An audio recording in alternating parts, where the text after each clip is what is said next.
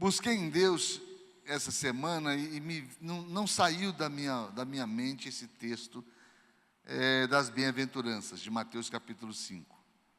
E por alguns motivos que eu vou relatar ao longo da palavra.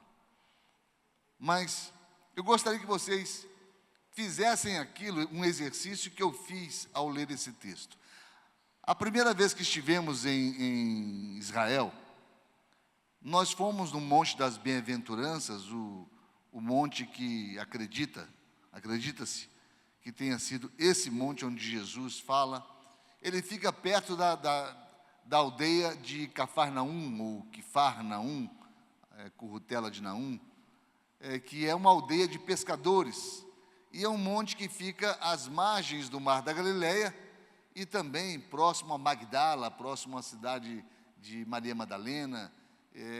E é um monte que você vê de longe, né? E, lendo o texto, algumas características do monte eu quero repassar com vocês para vocês entenderem. Mas a primeira vez que eu fui, de forma que eu creio, viu, gente? Eu não estou dizendo que eu estou com a razão e o outro lado não é isso não. Mas eu creio que houve um equívoco na leitura. A pessoa que lá nesse lugar apresentou para a gente o texto, falou o seguinte: imaginem vocês a multidão aqui onde estão e Jesus aqui onde eu estou. Podem observar que a voz reverbera. E é como se fosse, ele falou a palavra, não é auditório não, aquilo que em Roma o Coliseu era como se fosse uma arena. As paredes reverberariam a voz de Jesus, né? E Jesus ensinando as multidões, Jesus disse, bem-aventurados os pobres em espírito, pois deles é o reino dos céus. E o povo admirava. Aí aquilo ficou na minha memória. E lendo o texto, eu falando, eu não vejo isso. Mas eu gostaria de passar para vocês o que eu vejo. E vocês mesmos avaliam, porque faz parte daquilo que o Espírito Santo de Deus quer falar aos nossos corações nessa noite. Bem, começa o texto. Quem tem suas Bíblias aí, ajude quem está do lado. Quem não tem Bíblia, senta perto de um crente. Fica aí perto de um crente, certo? Aí você vai encontrar a Bíblia. Mas tem no seu celular, tenho certeza. Então olhe o celular, e agora você pode abrir o celular, né? Eu nunca imaginei na minha vida que eu fosse pregar e dizer assim: abram seus celulares, lá em Mateus 5, de 1 a 11. Mas, vamos lá. Diz o texto assim, a partir do verso 1. Vendo as multidões, espera aí, ele está vendo de onde? Não é de cima do monte, porque a próxima expressão é: Jesus subiu ao monte. Então, ele não havia subido ainda. Até aí, tudo bem? Pacífico isso aí? Ok? Vendo as multidões. Então, eu imagino, eu estou aqui num lugar plano, certo?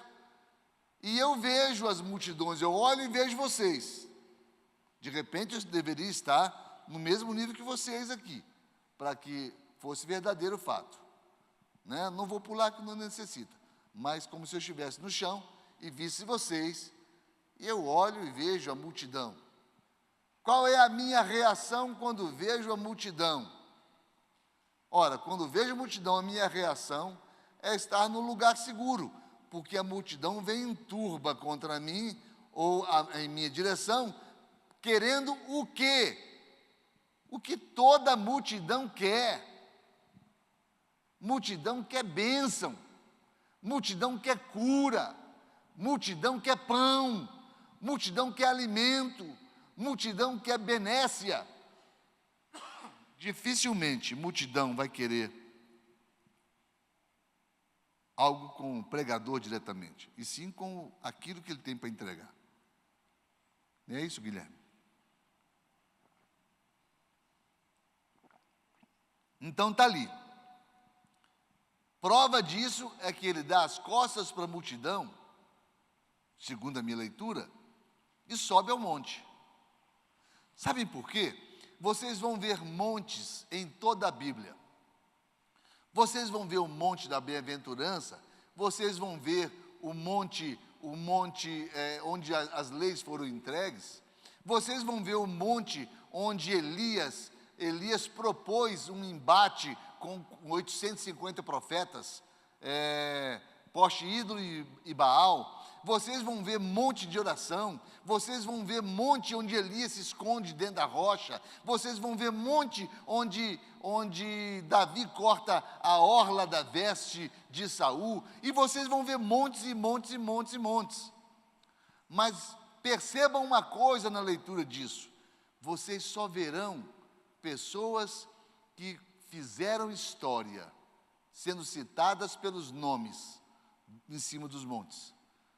Vocês ouvirão falar de Moisés, todos conhecem Moisés, mas Moisés e o monte. Elias e o monte. Jesus e o monte. Então o monte só forma história com quem constrói história. São aqueles 3 níveis de pessoas: as que passam pela história, as que vivem a história e as que constroem história. Então, Jesus sobe ao monte. Por que Jesus sobe ao monte? Porque é uma seleção natural quando se sobe ao monte. Não é todo mundo que sobe no monte. Não é todo mundo que vai ao monte para buscar a presença de Deus. E monte tipifica desafio, tipifica sacrifício. Amados, nesses 26 anos de Shalom, eu me cansei de sentir a falta de um ou outro irmão e perguntar assim: meu irmão, você está sumido? O que está vendo? Por que você não está indo ao culto? Ah, pastor, é que eu decidi congregar numa igreja pertinho da minha casa. É mais fácil pertinho da minha casa. Então as pessoas, elas não estão dispostas a pagar preço para seguirem Jesus. Elas não estão dispostas a subir em montanha para seguir Jesus. Elas se contentam em fazer parte da multidão. Logo, Jesus não se dirigiu a elas. Jesus não se dirige à multidão que não busca a face dele, não busca um compromisso com ele. Multidão por multidão, queridos, muitas multidões foram sacrificadas. Deus quer ter uma identidade com você. E eu falei uma coisa que preocupou algumas pessoas, até que eu expliquei melhor. Eu vou citar aqui, chama-se na teologia propatismo. É isso, propatismo. O que é isso? É dizer alguma coisa que Deus não possa fazer, ou Deus não possa ver. Eu digo a vocês que Deus nunca conheceu multidão. Deus nunca conheceu multidão, porque Ele não olha para o homem de fora para dentro. Ele olha para o homem de dentro para fora. Ele não está vendo aqui uma multidão de 100 e poucas pessoas. Não! Ele está vendo aqui a sua vida, a sua vida, a sua vida, a sua vida, a sua vida, a sua vida, a minha vida, a sua vida, a sua vida, porque Ele está olhando no nosso coração. Ele nos conhece pela nossa intimidade, pela nossa identidade, pela nossa pessoalidade. Ele não conhece no coletivo, Ele só conhece no individual. É assim o nosso Deus. Então o texto fala: vendo as multidões, Jesus subiu ao monte e se assentou. Me permitam, mas se eu sentar ao nível do que eu estou pisando, sentar no chão, sentei aqui, ó. Imaginem vocês, o pregador pregando para vocês, sentado no chão. Vocês teriam uma novidade para contar, não? Durante a semana, eu falei: rapaz, eu fui numa igreja esquisita demais. O pastor é doido. Por quê? Ele sentou no chão para conversar com a gente, para ensinar. Não se senta no chão para falar com a multidão. Não. Olha aqui. Jesus subiu ao monte e se assentou. O que eu identifico nisso? Ele não falava com multidão, ele falava com pessoas próximas a ele. Então havia uma multidão no feminino e haviam uns discípulos no masculino.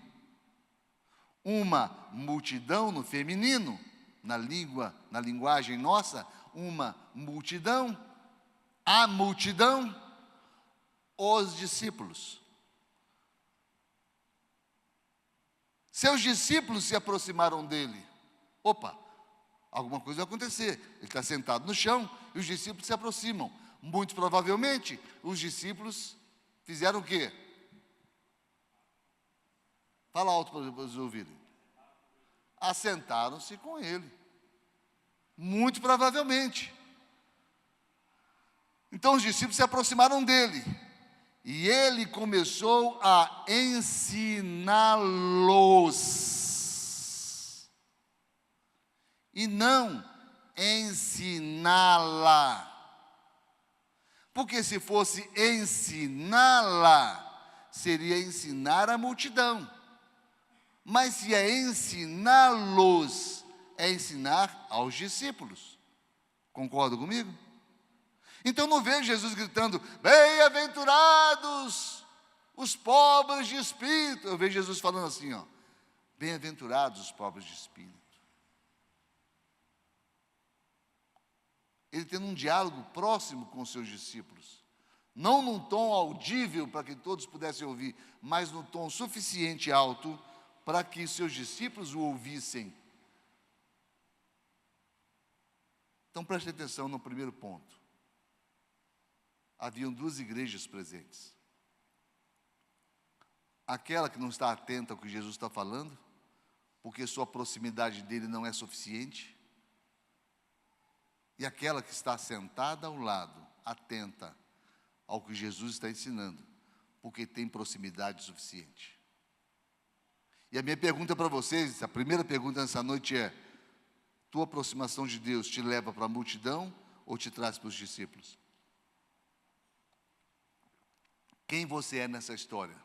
Você faz parte da multidão ou você faz parte dos discípulos? Eu não posso responder, só você pode responder. E ele passa a ensiná-los. E eu queria já ir direto àquilo que a gente vai falar, para a gente ganhar tempo, porque eu vou ler duas vezes o mesmo texto.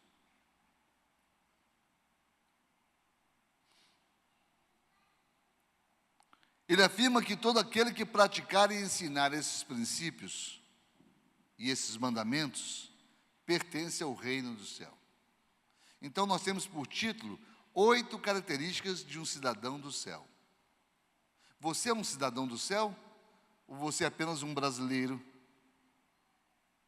tentando se encontrar aí nessa identidade mundial? Você é um cidadão do céu? Pergunta para a pessoa ao seu lado. Você é um cidadão do céu ou uma cidadã do céu? Nós saberemos responder ao final da palavra. Ele afirma que são verdades do reino dos céus. Eu tenho uma experiência com isso aqui interessante. Eu fui cortar o cabelo uma vez e eu corto num barbeiro e esse barbeiro não estava presente. E eu procurei um outro barbeiro, não conhecia nenhum outro, e vi uma barbearia que me pareceu mais agradável. Eu aproximei e falei para o rapaz, você consegue cortar assim, assim, assim, assim, assim, assim, assim? Apesar de ter pouco cabelo, eu cuido muito bem deles, né? Porque senão acabo ficando careca. Aí, ele olhou e falou, não, faço sim. Ok. Aí sentei, ele colocou aquela roupinha ridícula que a gente usa. Aí, eu estava com um livro, estava lendo, e na capa do livro, eu não lembro que livro era, mas eu acho que o livro era Em Seus Passos, o que faria Jesus. E quando ele viu Jesus na capa, o senhor é crente? Falei, sou. Então a paz do Senhor, tirou a tesoura, paz do Senhor, opa, que bênção, paz do Senhor então. Aí a próxima pergunta dele, né, afinou a tesoura, tá? Então o senhor é crente, tá? bênção, glória a Deus, aleluia. Nós vamos cortar o cabelo do senhor então, que bênção. Qual a doutrina da sua igreja? Eu falei, deixa eu te falar uma coisa. Faz uma coisa comigo, se você não se importa. Eu queria demais ler esse livro aqui. Se você pudesse cortar o cabelo, depois a gente bate um papo no outro momento, tá? Mas só corta o cabelo, pode ser? Enquanto eu leio. Não, claro, claro.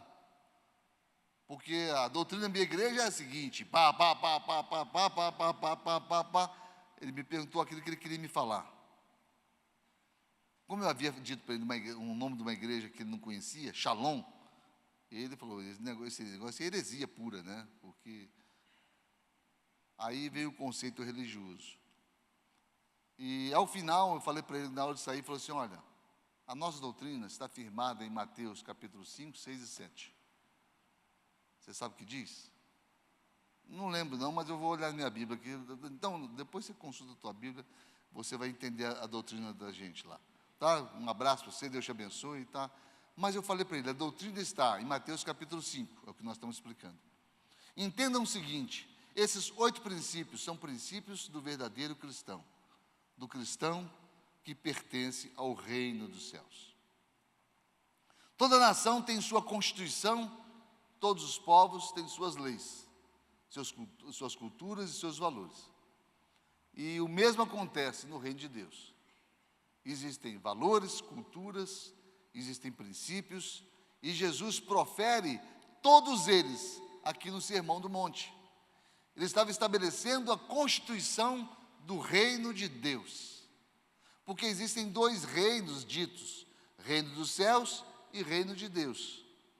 Jesus, quando inseriu a todos nós na paternidade de Deus, porque até então ele era o unigênito de Deus, o único gerado para um propósito, mas aí ele começa e ele fala na oração ao Pai Nosso, nos inserindo, ele fala, Pai Nosso, quando era pai dele, mas ele nos insere na paternidade e na adoção de pai, e nós já podemos chamar Abba Pai, Paizinho, Papaizinho, ou Pai verdadeiro, porque Jesus nos inseriu nessa paternidade.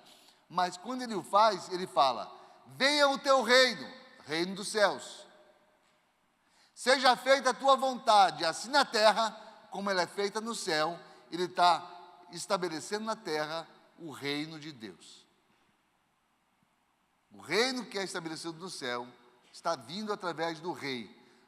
Porque quando é que o reino chega? Quando o rei está presente.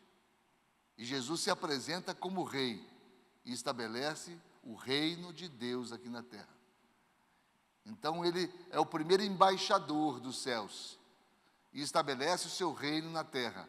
E daí por diante, nós somos a embaixada de Cristo aqui na terra, nós somos a igreja. Então são os princípios fundamentais que Jesus estabelece aqui na terra. Se a gente fosse falar a respeito de características marcantes de povos, de nações, os ingleses, o chá do inglês, a questão do horário, a questão da observância absoluta, né? Questões de horário, nós temos o Evandro, que já morou na Inglaterra, sabe disso, o Rubens já morou na Inglaterra, também sabe disso, que lá no ponto de ônibus, você para e fala, o ônibus passa às 9h55. 9h55 o ônibus vai passar. Certo? Aqui no Brasil é quase igual. Aqui em Anápolis, então, é uma maravilha. Moisés que o diga, não sei se Moisés está aí. Não adianta marcar horário, não, né? Então, são características desses povos, o povo alemão, italiano, japonês, brasileiro. Qual é? Nós somos conhecidos pelo que lá fora? Futebol, samba, roubo, corrupção e algumas cositas a mais, né? Mas e o povo de Deus? Quais são as nossas características? Quais seriam as principais características dos discípulos de Jesus? Vamos ver no texto. A primeira sessão do Sermão do Monte mostra a natureza do povo de Deus, de características que deveriam ser comuns a todos os cristãos. deveriam ser comuns a todos os cristãos. Primeira delas,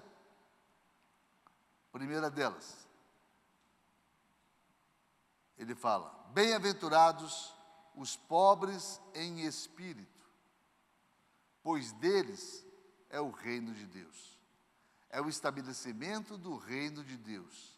Mas o reino só se estabelece onde a autossuficiência, a arrogância, a vaidade, a petulância, antivalores para com Deus, que são aqueles valores que Naamã teve que enterrar nas águas do batismo, dos 7 mergulhos dele. Naamã teve que enterrar. Qual foi a primeira característica que Naamã teve que enterrar? Vocês lembram? Quem está na campanha? Qual é? Orgulho, vaidade. Por quê? Porque o vaidoso, ele se encontra rico dele mesmo. Pobre de espírito é aquele que busca em Deus tudo que ele precisa, tudo que ele necessita para a vida dele. Ele não vê nele mesmo bondade alguma, bem algum. Ele se encontra pobre, ele se encontra necessitado, ele se encontra carente, fragilizado. E é isso que precisaria levar a pessoa à reflexão de 1 Coríntios capítulo 11, quando fala: examine-se, pois, o homem a si mesmo. O examinar-se é encontrar-se falho, carente, necessitado, pobre, cego, nu perante Deus. O reino só se estabelece naquele que é vazio de si mesmo e cheio de Deus. Essa é a grande luta que nós fazemos, esvaziarmos-nos de nós mesmos e nos enchermos de Deus. É sermos pobres de espírito para sermos ricos de Deus naquilo que Deus nos dá, nos traz. Em todos os valores que são não atributos dele, mas são essência dele. Quem está entendendo, diga amém. Então Jesus está implantando o reino de Deus. Jesus está dizendo para os discípulos assim, esvaziem-se de vocês, para que eu possa enchê-los. Esvaziem-se de vocês. Não adianta você entrar aqui arrogante, pedante, entrar aqui orgulhoso, soberbo, achar que você sabe tudo, achar que você é tudo, achar que você é independente, que você conquista todas as coisas que já conquistou até hoje pela sua própria capacidade, sem colocar sobre Deus a bondade que alcança a tua vida e que pela misericórdia dele você está vivo, inteiro, está com tua família, está saudável, tem objetivos de vida. Ser rico de Deus é deixar-se trocar valores pessoais seus com valores do próprio Deus. Não significa pobreza material ou ser culturalmente ignorante, e nem tampouco significa ser naturalmente humilde, mas a humildade vem dele. Significa, em primeiro lugar, ser livre do orgulho. Significa, por isso mesmo, reconhecer sua absoluta necessidade espiritual diante de Deus. Olha que coisa interessante. Lá em Lucas 18 fala assim, 2 homens subiram a um templo para orar, um fariseu e um publicano. O fariseu, estando em pé, orava consigo desta maneira: ó Deus, graças te dou, porque não sou como os demais homens, roubadores, injustos, adúlteros, nem ainda como este publicano. Reparem que ele julga o outro que está ao lado dele, e ele se autodenomina merecedor. E não há meritocracia perante Deus quando o assunto é graça. Porque graça é favor imerecido. Não existe mérito nisso. Todos pecaram e carecem da glória de Deus. E ele cita algo que para o judeu é muito importante. Ele fala, eu não sou um roubador. Lá em João 10:10 fala que Satanás veio para furtar, matar e destruir. E a expressão é confundida com roubar, porque roubar não é se apropriar do que não é seu. Roubar é reter o que não é seu. Ladrão, quando Tiago fala a respeito de que nem ladrões vão herdar o reino dos céus, nem efeminados vão herdar o reino dos céus, nem roubadores, nem ladrões, nem roubadores, ele repetiu, não, roubador é uma coisa, ladrão é outra. Ladrão, no termo do grego, ladrão é aquele que tira de forma furtiva. Na realidade, não é roubo, é furto, né? E roubador é aquele que retém aquilo que não é seu. Então, quem retém, por exemplo, o dízimo, está roubando Deus. Malaquias fala, roubará o homem a Deus? Ou reterá o homem aquilo que pertence a Deus? Em outra tradução, tá? Então, vamos lá. Não sou injusto, eu não sou injusto, estou só julgando mal esse aqui só. Eu não sou injusto. Olha só, que arrogância dele. Nem ainda eu sou como esse publicano. Eu jejuo 2 vezes na semana e dou os dízimos de tudo quanto possuo. Ele dá uma ênfase aos dízimos, né?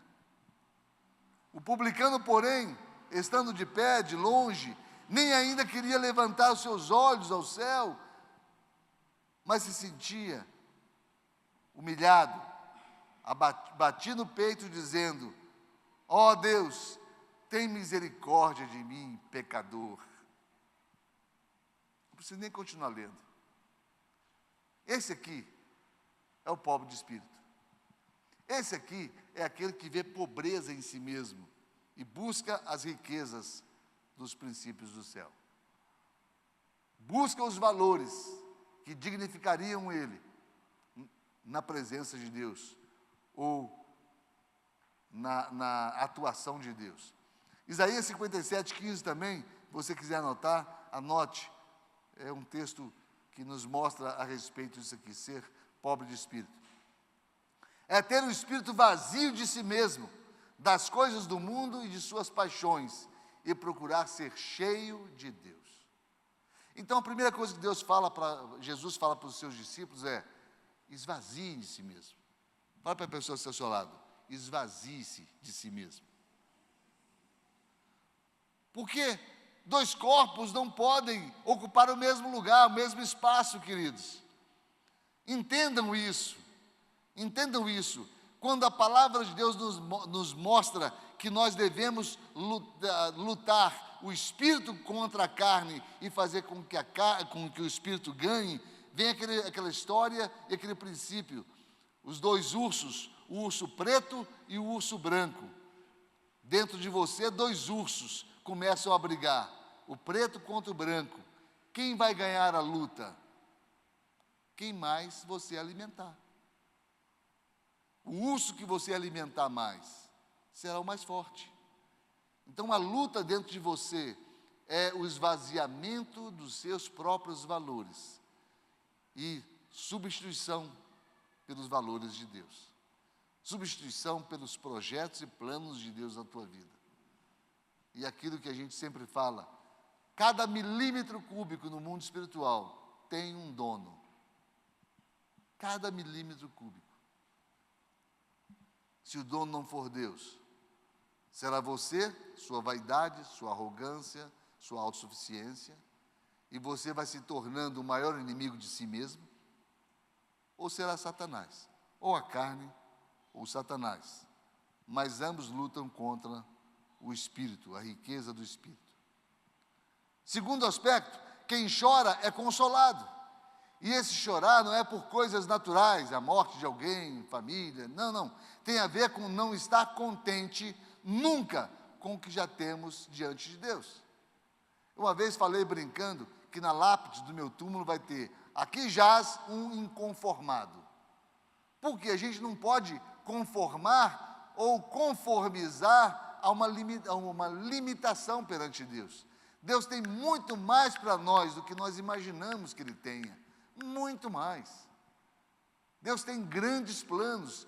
O próprio Deus fala: eu é que sei que pensamentos tenho a vosso respeito, pensamentos de bem e não de mal, para dar-vos. Olha, nós temos que aprender a pedir. Pedis não recebeste porque pedis mal, pedis para o vosso próprio deleite. Nós temos que aprender a pedir, aprender que perante a presença de Deus, nós devemos chorar como aquela viúva chorou, buscando mais em Deus.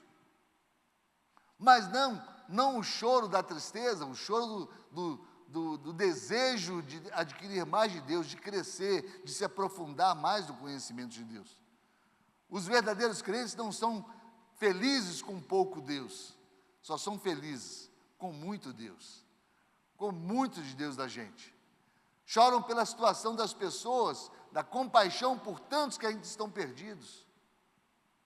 Eu lembro um livro que eu li, e que alguém falava de um grande pregador, e alguém falava: não, você precisa ir lá ver, ele estende a mão, ele fala, e em determinado momento ele joga o paletó, as pessoas caem pelo poder do Espírito, e o que ouvia perguntou aqui: mas qual o exato momento que ele chora? Chora? Não, ele não chora não.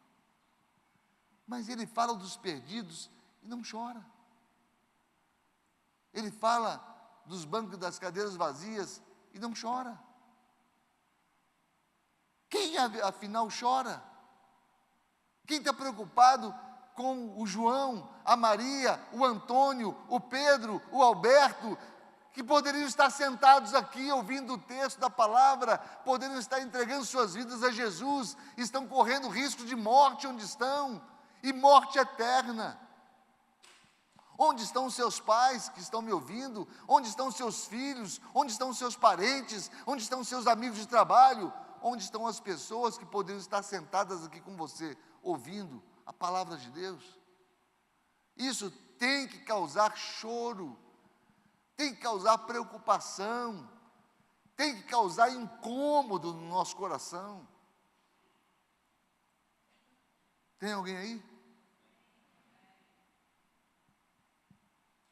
Nós precisamos nos incomodar. Terceiro, bem-aventurados os humildes, pois eles herdarão a terra.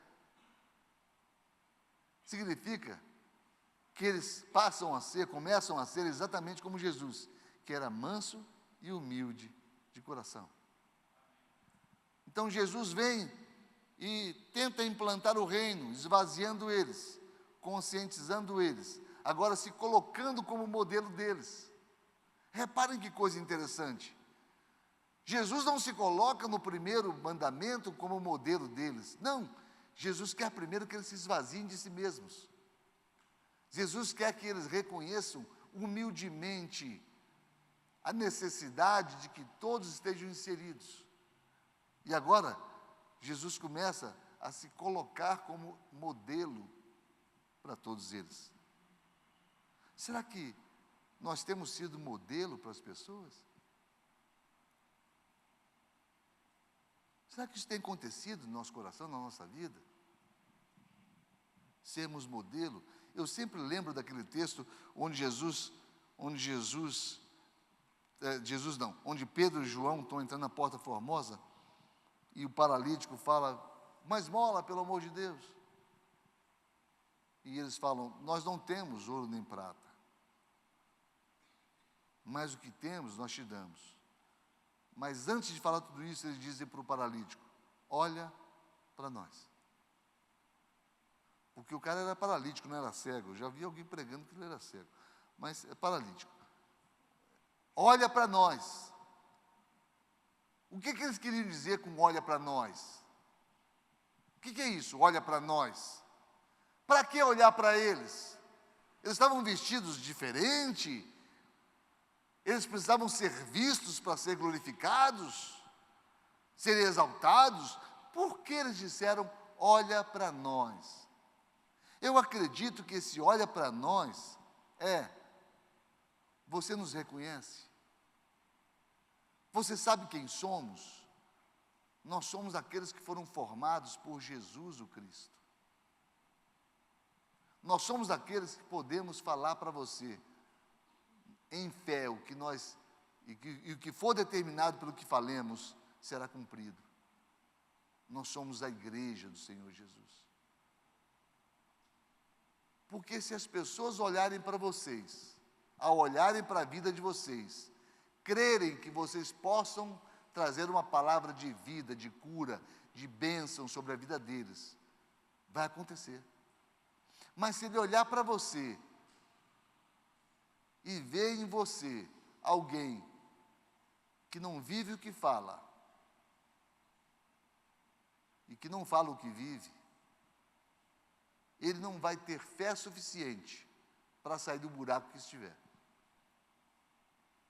Por isso eles disseram, olha para nós, porque antes de trazer a palavra para você, você precisa saber quem somos.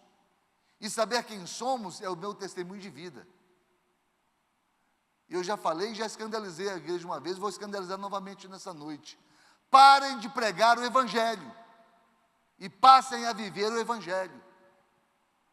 O mundo está cansado de ouvir falar de Jesus, mas o mundo precisa ver Jesus na vida de vocês. O mundo precisa ver Jesus sendo vivido por cada um de nós. O mundo precisa crer em Jesus pelo que nós vivemos, não pelo que nós falamos, porque tem muito discurso vazio por aí, tem muita religiosidade por aí, tem muita coisa sendo dita que não é vivida. E está aqui o âmago do problema. É que nós precisamos, antes de pensar em falar do Evangelho, nós precisamos viver o Evangelho, para que quando nós falarmos do Evangelho, ele possa fazer sentido a quem ouve. Porque você não pode falar daquilo que você nunca experimentou. Como é que você vai dar testemunho do que você experimentou, se você nunca experimentou? Então, é de suma importância que nós ouçamos Jesus dizer, bem-aventurados os humildes, porque eles herdarão a terra. Porque o humilde é Jesus. Foi Ele que, sendo Deus, se fez homem. Foi Ele que, tendo a deidade, tendo o mundo aos seus pés, Ele vira para Deus e fala, Senhor, perdoa-lhes, não sabem o que fazem. Sendo Deus, esvaziou-se de sua deidade, para se fazer homem como todos nós. Não existe humildade maior que essa. Não existe. Uma vez pregando para jovens, eu falei para um jovem assim, sobe aqui. Ele subiu numa plataformazinha. Agora, você é bom de imaginação? Sou. Agora, então, se imagine, você está em cima de um formigueiro. E as formigas começam a subir nos seus pés. Ele começou. Falei, esse é bom de imaginação. E ele começou a bater. E elas estão subindo na tua perna, ele começou a bater na perna. E estão subindo em você. Ele começou a ficar bem doido. Eu falei, eu estou só brincando, cara, peraí. Mas ele reagiu com o poder que ele tinha de se livrar do que incomodava ele. Jesus não fez isso. Pregos entraram no seu punho. Coroa de espinho foi colocada sobre a sua cabeça. A cabeça incha, enfia mais os espinhos ainda na cabeça dele.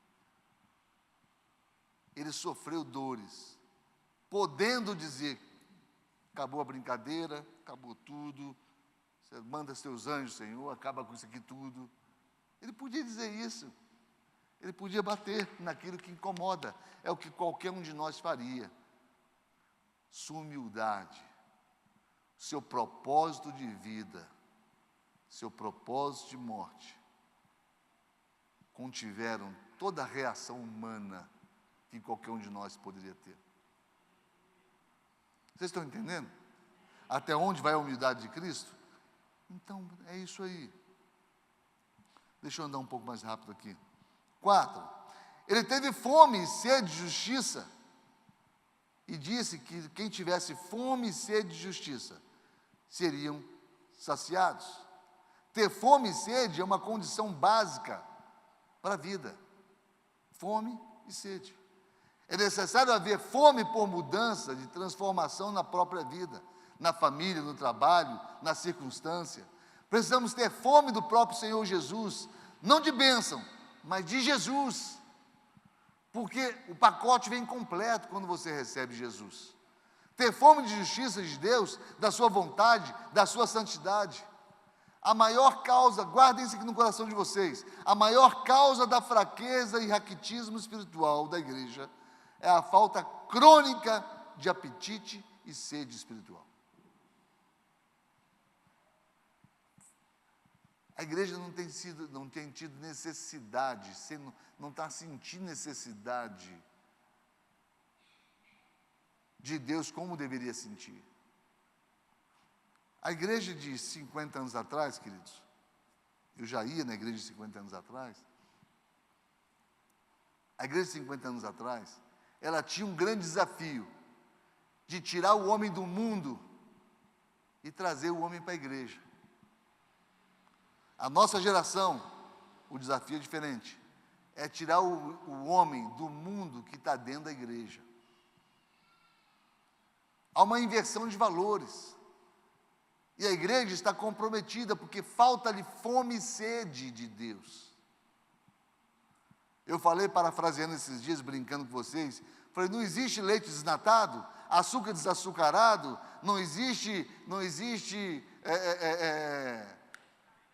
café descafeinado, né? E outras coisas mais. Existe igreja sem Deus também. Igreja sem essência. Não existe produto sem essência, existe igreja sem essência. Infelizmente, falta fome e sede de Deus.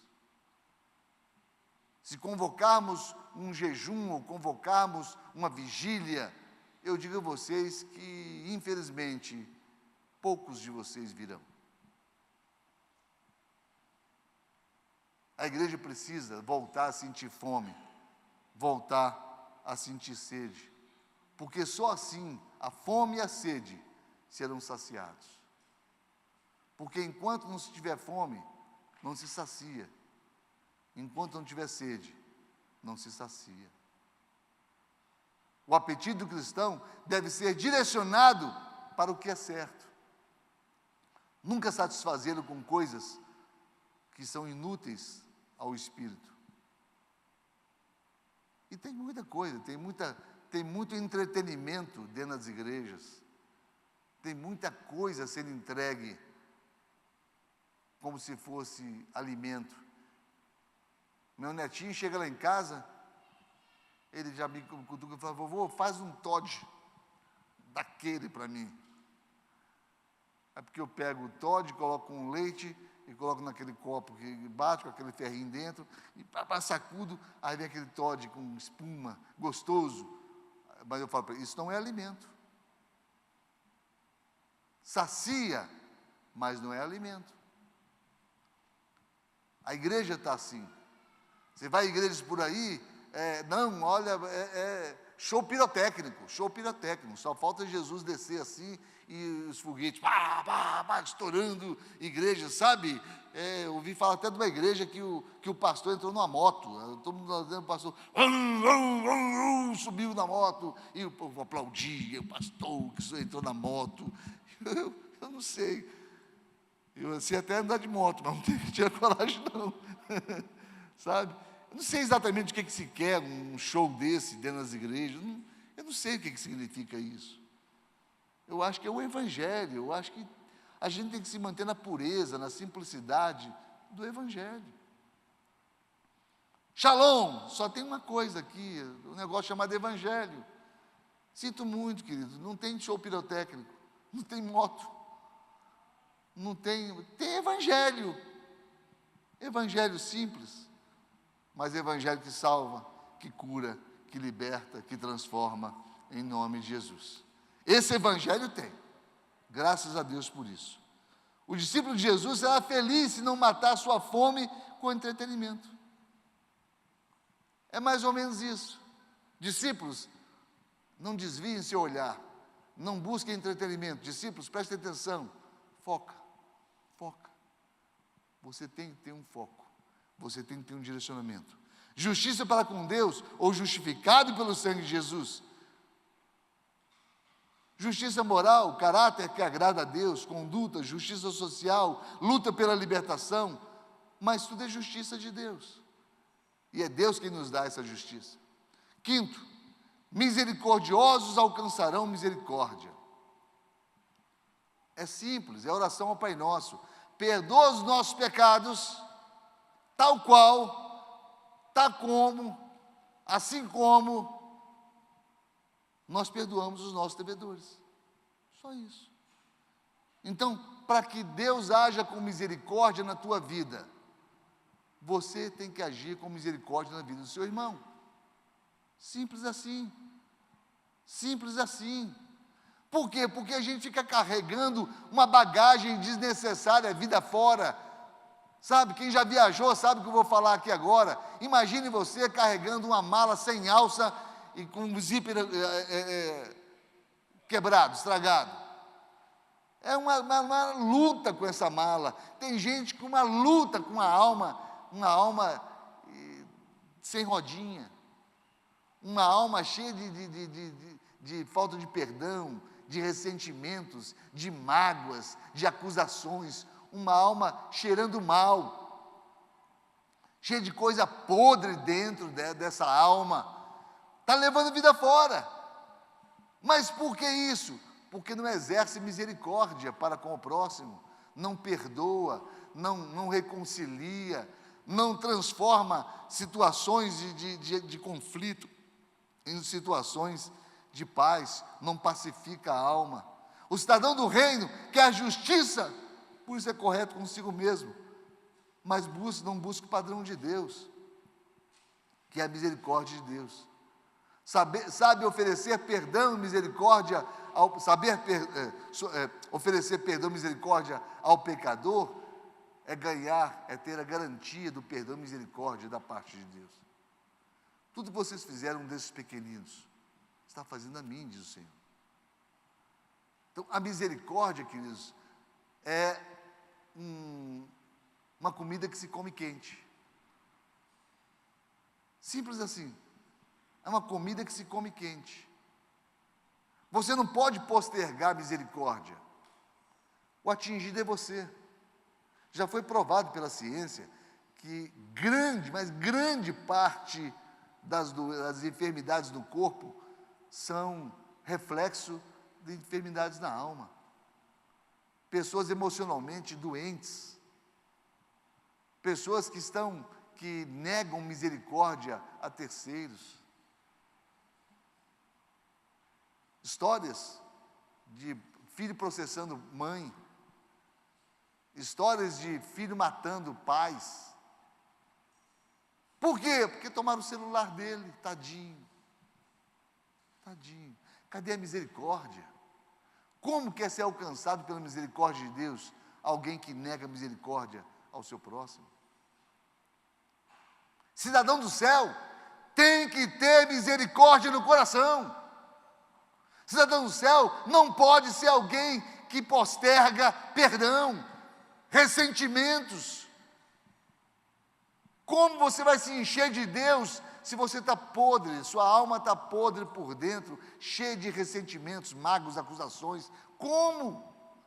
Para que carregar essa mala sem alça, vida fora?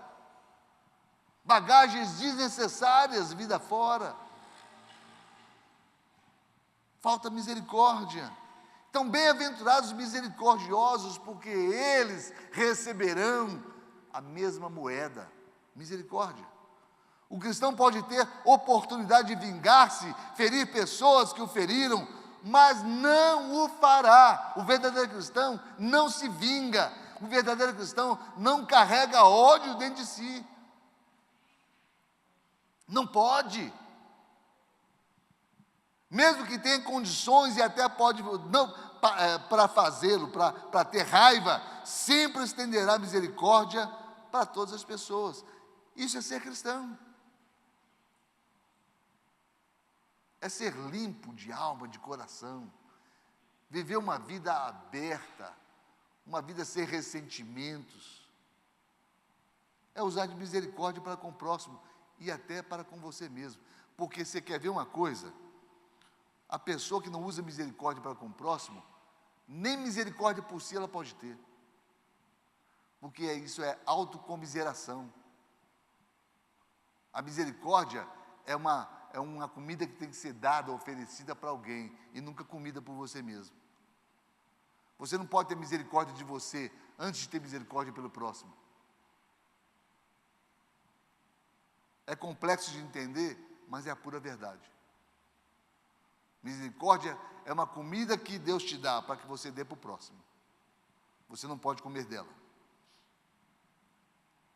Ou seja, misericórdia, nunca você pode ter autocomiseração. Misericórdia de você. Não. Tenha misericórdia do próximo. A misericórdia sobre você, quem vai ter é Deus. É Deus quem vai justificar você. É Deus quem vai beneficiar você, abençoar você. Quem vai ter misericórdia de você é Deus. Ele fará justiça por você. Fica tranquilo.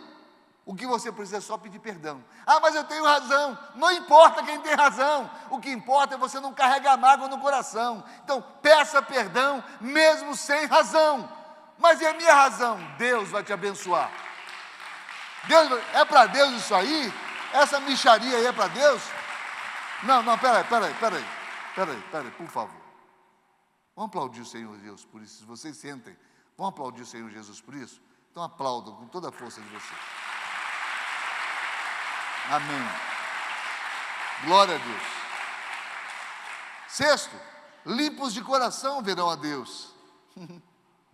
Há pessoas que por fora parecem tão boas e religiosas, mas em seu coração não agradam a Deus.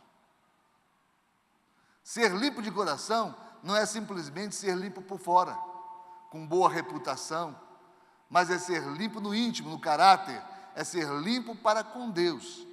E Deus sonda o coração do homem. Não é aquele que olha para um lado e para o outro para ver se alguém está observando, mas é alguém que olha para cima, pois sabe que Deus tudo vê. São limpos de coração quando rejeitam a hipocrisia, falsidade, são inteiramente sinceros. Os limpos de coração não mudam de assunto quando a pessoa de quem estão falando chega por perto. Os limpos de coração não têm nada a esconder. Não é mais limpo quem nunca se suja, e sim quem sempre se limpa, através do arrependimento e da confissão, porque todos são sujos. Não pense você que pelo fato de da sua memória não te acusar de alguma coisa, porque tem muita gente que tem um lapso de memória para as coisas ruins. Não é isso que te faz puro. O que te faz puro é quando você olha para dentro. É quando você se autoavalia. É quando você entra em reflexão. E você se encontra. É quando você busca a si mesmo dentro de você. Limpo de coração é aquele que confessa seus pecados a Deus de forma contínua, constante. É quando você reconhece quem você é a todo tempo. Por isso a palavra de Deus fala, orai sem cessar. O orai sem cessar é você buscar uma relação direta com Deus, por um relacionamento puro e sincero. Porque Deus te conhece de dentro para fora. E saiba você ou não saiba, fica sabendo agora, que Deus te conhece mais do que você se conhece. Deus sabe das tuas reações, mais do que elas possam acontecer. O nosso relacionamento com Deus, eu já ensinei isso para a igreja, não se dá pelas nossas ações, se dá pelas nossas reações. As ações são premeditadas, são maquinadas, são engenhadas, são orquestradas, são construídas. As ações são aquilo que a gente usa para impressionar o próximo. Aí é ação. Mas para impressionar Deus, é a tua reação. A tua reação é a tua essência. A tua reação é você. Quer conhecer alguém de perto? Pisa no calo dele. Pisa, mas pisa com força. Você vai conhecer a reação dele.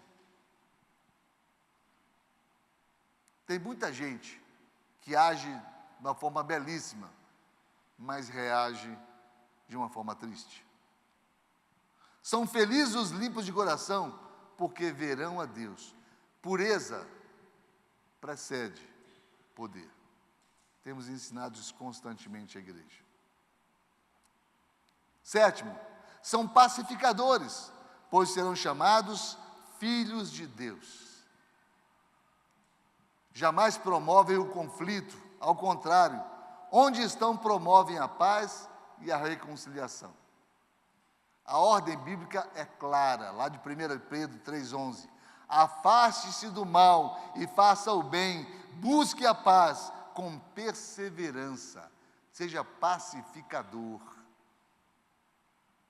Nem sempre depende de nós. Lá em Romanos 12:18 fala: façam todo o possível para viver em paz com todos. Então, é a coletividade em busca do mesmo propósito, pacificar a alma, pacificar o coração. Tem um conceito que fala a respeito de quem conversa, dizendo o seguinte, que quem fala de coisas é comum. Quem fala de projetos é especial. A palavra não é essa, mas é especial. Nobre, obrigado, Glaucia. Senta sempre aí, tá, Glaucia? Ajudar. Quem fala de projetos é nobre, mas quem fala de pessoas ausentes é medíocre. E ela tem fundamento. Tem fundamento, porque é uma covardia você falar de alguém ausente, porque a pessoa não está ali para se defender, né? Somente será um pacificador aquele que coloca Jesus, o príncipe da paz, dentro de si, pois só há paz onde ele habita. Olha que coisa interessante. Ser pacificador é convidar Jesus para morar dentro de você. Aí você vai falar daquilo que ele colocar. Aí a boca vai falar do que está cheio o coração. Oitavo, perseguidos por causa da justiça e por causa do meu nome, porque deles é o reino dos céus. Pode parecer que quem demonstra em suas vidas estas características de discípulo sempre vai ser aceito, mas não é assim que acontece não. Em geral, quem vive como verdadeiro discípulo sempre terá suas perseguições por causa da justiça. Sempre. O mundo é contra Deus e será contra os servos de Deus também. 2 Timóteo 3,12, para concluirmos, diz: e também todos os que piamente querem viver em Cristo padecerão perseguições. Se não há perseguição externa, haverá perseguição interna, seu próprio coração.